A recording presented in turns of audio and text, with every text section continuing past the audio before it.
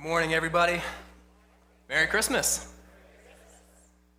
Good to see you all this morning, and good to be with you. We'll be continuing on in our Advent season through Christmas this morning. We'll be talking about the topic, of course, of peace, and we will be looking at Isaiah chapter 9. So if you want to turn there now, we're going to read that in just a second. We're going to be focusing on the names of Jesus that Isaiah gives us, which is what the children just sang for us, which is really beautiful. So we are going to look at Isaiah 9, like I said, but before we do that, I want to give us something. I want to give us just a moment here, just a second, to just pause and breathe a little bit. You see, I think that so often in life, we can get caught up in what's going on, and we don't take the time to do that. My name is John. For those of you that we have not met, I would love the chance to meet you. And years ago, my father-in-law, Rodney Martin, who most of you may know, he took me to my first NASCAR race. So I went with Rodney, we went down to Bristol, and we were watching this race, and I'd never been to a race before, never really watched NASCAR, not necessarily a huge fan, no offense, Rodney. But the race was awesome. It was crazy to experience, and we were there, and they're flying around, and people were going crazy, and it was coming down to the end of the race, and it was a really close race. Like, it was the kind of race that you want to watch. It was neck and neck, and they were exchanging the lead, and they were coming down to the last couple of laps, and the cars are flying around, and everybody's standing up and cheering and going crazy. It was a pretty wild experience. And then they come around and the race ends and everybody's going nuts. And I turn to Rodney and he's freaking out. And he looked at me and he kind of gets a kick out of this. But all of a sudden I realized we're looking at each other and I was kind of like, I took this big gasp in and I realized that I was like, I think I forgot to breathe during at least that last lap or that last little bit of the race. I'm not even a NASCAR fan, but I just got so caught up in what was going on around me, the craziness of everything, everyone cheering, and I think that I actually forgot to breathe. And I know that that's a little silly, but I think that we, in our lives, we do this same thing. Maybe never more than this time of year. We can get so caught up in everything that's going on around us at the fast pace, everything that we are looking at, and we can forget to just pause and breathe. So I want to just give us that moment as we enter in this morning, to just continue, if you will, with a time of worship. So you might want to sit up tall in your chair, take a few big, deep breaths in. You might want to close your eyes as I read, or you might want to follow along if the words are up on the screen, but I'm going to read these beautiful words from Isaiah chapter 9. Starting in verse 1, it says, "Nevertheless, there will be no more gloom for those who were in distress. In the past, he humbled the land of Zebulun and the land of Naphtali, but in the future, he will honor Galilee of the Gentiles by the way of the sea along the Jordan. The people walking in darkness have seen a great light. On those living in the land of the shadow of death, a light has dawned. You have enlarged the nation and increased their joy. They rejoice before you. As people rejoice at the harvest, as men rejoice when dividing the plunder. For as in the day of Midian's defeat, you have shattered the yoke that burdens them, the rod across their shoulders, the bar across their shoulders, the rod of their oppressor. Every warrior's boot used in battle and every garment rolled in blood will be destined for burning, will be fuel for the fire. For to us a child is born. To us a son is given, and the government will be on his shoulders. And he will be called Wonderful Counselor, Mighty God, Everlasting Father, Prince of Peace. Of the increase of his government and peace there will be no end. He will reign on David's throne and over his kingdom, establishing and upholding it with justice and righteousness from that time on and forever. The The zeal of the Lord Almighty will accomplish this. Lord, I just pray this morning that you will speak here, Lord, that you will just bring the words. Lord, I pray that those here will just open up our hearts and minds to what you have as you communicate your message of peace to your people. Amen. So there is a lot going on here. I wanted to read this whole section because I think that passage is just beautiful prophecy. There's a lot going on in these verses, and I really this morning am just going to focus on the specific prophecy that Isaiah gives us about the Son who is to be born, who we, of course, know to be Jesus. So this prophecy, given about 700 years before it would actually be fulfilled, Isaiah tells us that someone is coming, that a son is to be born, and he tells us who it is. Isaiah gives these names for Jesus. He lists out Wonderful Counselor. He's going to be a mighty God, an everlasting Father, and he will be the Prince of Peace. And I believe that these names of Jesus and how we understand them are so important. The pastor and author A.W. Tozer once said, "What comes into our minds when we think about God is the most important thing about us." So what he's saying is that when you think of God and who Jesus is, your understanding of that is the most defining characteristic about you. That will influence what you do and how you act and who you are. And so I think that we need to start this morning by asking ourselves the question, who do you believe Jesus to be? Isaiah, like I said, is telling the people this. He's giving these names of Jesus. This is who Jesus will be. This is who this son will be. I want to spend just a little bit of time on each name before we, of course, focus on the Prince of Peace this morning. But I'm going to use some who have come before me who are much wiser than I am to help us understand these names of Jesus. So here is Charles Spurgeon on the idea that Jesus is a wonderful counselor. He says, "Why, you may have a friend that talks very sweetly with you, and you will say, 'Well, he is a kind, good soul, but I cannot really trust his judgment.'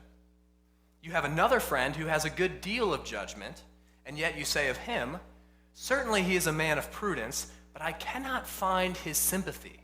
I never get at his heart.' But we go to Christ, and we get wisdom, we get love, we get sympathy, we get everything that can possibly be wanted in a counselor."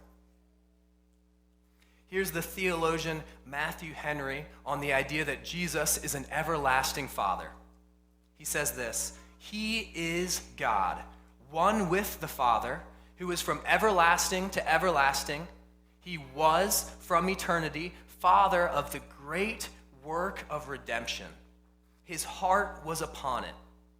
It was the product of his wisdom as the counselor, of his love as the everlasting Father." So the people would have heard these names. They would have heard this prophecy that, hey, someone is coming. There's a ruler who's coming that's going to bear these names, that's going to wear these crowns. And that would have no doubt excited them. And I think they would have probably gotten a very specific picture in their mind of what this was going to look like, of what it was going to look like for someone to come and bring peace. And so let's go ahead and fast forward 700 years to that beautiful Christmas night where this prophecy was fulfilled. And so while Mary and Joseph are taking shelter in a stable, we have these shepherds out in a field, and an angel appears to them. And in Luke 2, we hear that this angel repeats these words from Isaiah 9. "For unto you is born this day in the city of David a child who is Christ the Lord." And then a multitude of angels appear, and they start singing, "Glory to God and peace on earth," reiterating, reminding of this message of peace that Jesus has come to bring. But you see, for the people at this time, like I said, they would have had, I imagine, a very specific picture of what peace could and should look like. For them, I would imagine that for peace to come, it would have had to have looked like this immediate overthrow of the Roman oppression that they were under. But we find out as we look through the history, as we look through Jesus' life and time after, that simply did not happen at that time. That conflict that was there was not just immediately removed. And we can go ahead and fast forward now another 2,000 years and catch up to ourselves today, and we look around us and we experience the same thing. See, the truth is in this world, we see conflict and chaos and anxiety and fear, nation rising against nation, dissension within nations all around us. And we might be tempted to ask ourselves, like I imagine they asked themselves so many years ago, well, where is this peace? Where is this peace that was promised, that was described? Because we don't have to look very far to see conflict. Like I said, nation rising against nation. Some of you all, very fresh off celebrating the Thanksgiving holiday, may have experienced this in real time. As you see around your table, there is still very much brother rising against brother in conflict, right? Or daughter against mother-in-law, or that one uncle against everyone else, or whatever that conflict looks like in your family. We don't have to look far to find it. But the truth that the Bible tells us is that Jesus is the Prince of Peace, that he has come to bring peace. And the truth that I want to share and just remind us of, I want to address this right away this morning. This is the truth of the Christmas message, and I beg you, don't miss it because you've heard it 100 times. The truth is that Jesus came to earth in the form of a human. And he did that in order to rebuild the covenant that had been broken between God and human. And so Jesus came to earth and he rebuilt and he remade that which was broken. And in his life and what he did here on earth and ultimately on the cross, he conquered sin and death. And he won the ultimate victory for you.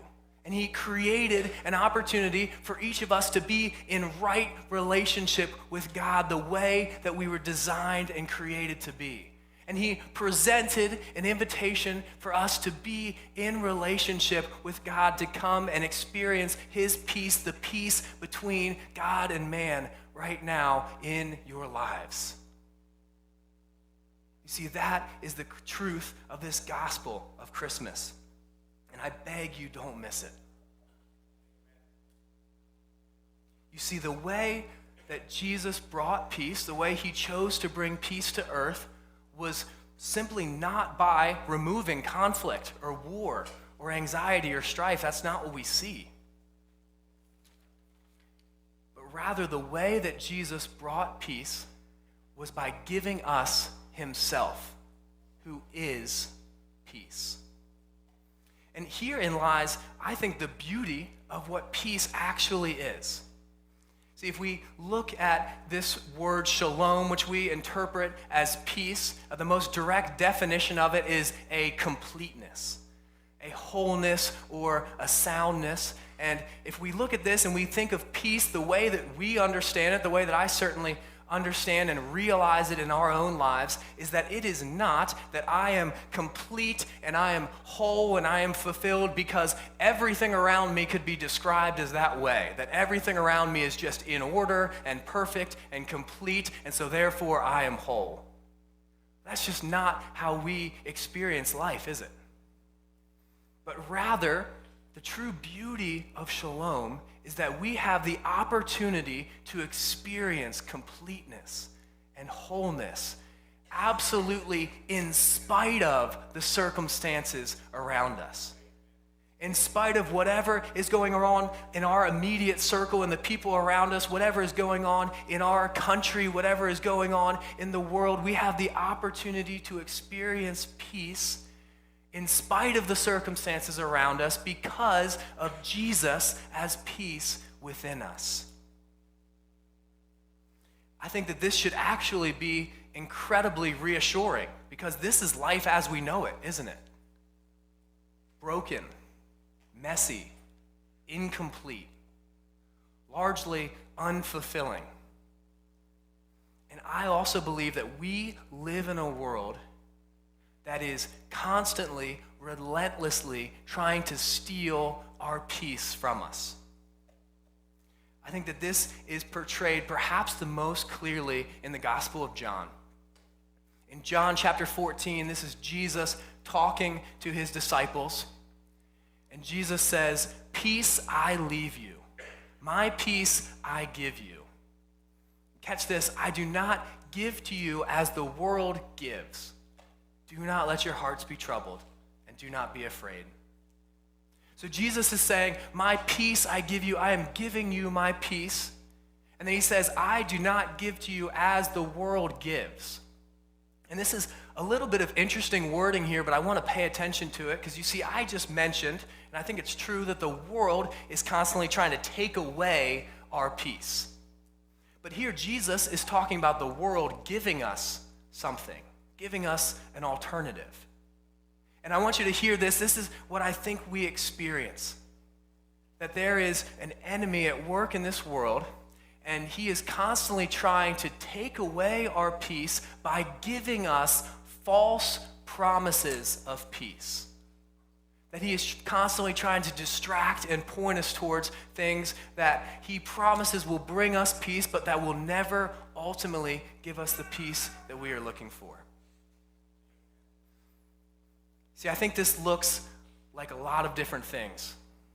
And I think that mainly it can be broken down. There's kind of two ways that I see this take place so often in the world. And the first one is this. Like I said, there is an enemy at work in this world that is constantly whispering lies about where we can find our peace. And again, it might sound a little bit different for everybody, but I think it sounds a little something like this. That lie comes whispering in, it's, "Hey, do you know what you really need right now? Do you know what you really need to experience peace? You need another drink." Or the lie might be whispering, "Hey, you are just so anxious and stressed out. You've been working so hard. Do you know what you really need right now? If you want to experience rest and peace, you need to just binge watch that show that everybody's been talking about. Or do you know what you really need? You need to click buy on that thing that you have been wanting because that is going to fulfill you. That's going to give you peace." And these are the sorts of false promises that we get from the world and from culture. You see, there's conflict swirling all around us, and ultimately, our souls are longing for peace. And a main weapon that the enemy uses is distraction. He is desperately trying to distract us from the one thing that will actually give us the peace that our soul longs for and point us towards other things. Say, "Hey, you are feeling tension right now. You're feeling conflict." Well, let's see what social media has to say about that. Spoiler alert, it's not going to bring peace. You are experiencing conflict. You're seeing adversity in the world around you. Hey, let's see what this news article has to say. That is where you will find your peace. Matt Chandler is a pastor and author from Texas. He most recently wrote a book called Overcomers, which is a study through the book of Revelation. My life group has been studying through this book this semester, and it's been incredibly fruitful. And so here's a quote from his book. And just to provide a little bit of context, in this quote, he's going to mention the woman and the beast. And what that is, if you're not aware, this is a picture from the book of Revelation. And it represents culture and the world and ultimately Satan, the enemy. So when I say the woman and the beast, that's what he's referencing. Matt Chandler says, "The war that we are caught up in is a game of seduction that ends in destruction, where this woman and this beast are trying to get you to stop worshiping Jesus, submitting to Jesus, exalting Jesus, and enjoying Jesus, and instead to find your comfort and purpose in temporary, hollow, and ultimately unsatisfactory things." I think this is so prevalent in the world around us, and sometimes we get so caught up in it that we don't even see it. That's the first way that I believe that the enemy is actively trying to steal our peace. And the second one is this. The second one is I believe that the world gives us these false promises of peace by sowing discontent and bitterness and jealousy of others in our lives in the stage that we're in. And I think this is actually one of the greatest tragedies as I have certainly experienced and as I just see around me so often. You see, we are tempted to look at our lives and believe the lie, oh, if I can just make it to this next stage, then I will be at peace. We might say, oh, if I can just get through school, then I'll be at peace. If I can just find that right person, then I will be happy and complete. Oh, if I can just get to this point in my job, if I can just make this amount of money, if I can just get healthy again, if I can just be able to buy that thing, if I can just make it through this week, then I'll find peace. Then I'll find rest. And this is a cyclical lie that we choose to believe, because what happens is we move then into that next stage, but the bitterness and the discontent, it stays, and those lies still whisper, and we can find ourselves, first of all, feeling discontent and upset with where we are, but also just constantly chasing and running and hurrying and rushing our life away, reaching and striving after something that we don't have yet, almost frantic and perhaps no more than this time of year, until all of a sudden we look around us and we realize, I forgot to breathe. It's like that silly story that I shared at the beginning, that we can get so caught up in what's going on around us, in what we see in the distractions of the world, and we can forget to pause and to breathe and experience the peace of Jesus. See, I mentioned that above all, our souls long for peace, for that peace between God and man. But we have this conflict that is swirling around us, this anxiety that we see constantly, this disagreement between one another. And we also have the enemy constantly whispering these lies of false places where we can find peace, and it is so easy to get consumed by it, to get distracted and disoriented. And all the while, Jesus is standing there with open arms. And he's inviting us in. And he's introducing himself and saying, I am the Prince of Peace. I am the giver and the source of peace. Come, breathe. Breathe in my peace. I mentioned that we may look around and ask ourselves, as has been, I think, a question all throughout history. We may be tempted to look around and ask, well, where is this peace? Where is that peace that we were promised? I don't see it in the world. But I think that we can answer this question by actually asking ourselves the question that I posed at the very beginning. And that is, who do you believe Jesus to be? See, our answer to that question and our understanding of who Jesus is, do we believe Jesus to be who he says he is? That's where we have to begin. Here is theologian Matthew Henry once again on the idea that Jesus is the Prince of Peace. He says, as a king, he preserves the peace, commands peace, nay, he creates peace in his kingdom. He is our peace, and it is his peace that both keeps the hearts of his people and rules in them. So do you believe Jesus to be the giver of peace? I think we have to start by asking ourselves that question. Because the truth is, if you don't believe that, then we will ultimately find ourselves undoubtedly going through life, chasing after the things that this world is promising us will bring us peace, but that I'm sorry to say will never ultimately fulfill. That it will never come through on its promises and bring the peace that you're looking for. But if you do choose to believe, or maybe more appropriately, if you choose to remind yourself of this truth this Christmas season, that Jesus is the ultimate source of peace. You see, I've found myself thinking and realizing if I choose to believe that Jesus truly is the Prince of Peace, then wouldn't I be desperate to be in his presence?